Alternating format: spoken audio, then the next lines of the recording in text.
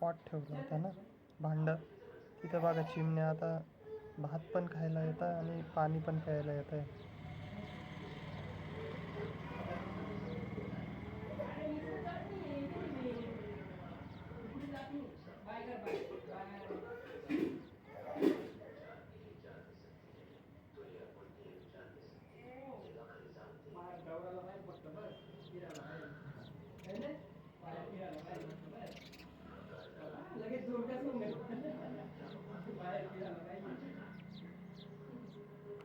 मनाला समाधान लागतं की ह्या मुख्य प्राण्यांसाठी आपण काहीतरी करतोय.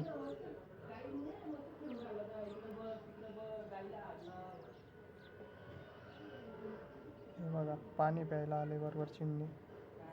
भात पण खाता आहेत ते आणि ते पाणी पण पित आहेत. आपण कालच्या दिवशी व्हिडिओ टाकला ना, पॉट धुवून ते भांडं, तिथं पाणी बरोबर पित आहेत. वा, सारखा पित आला. राधे कृष्ण, राधे कृष्ण.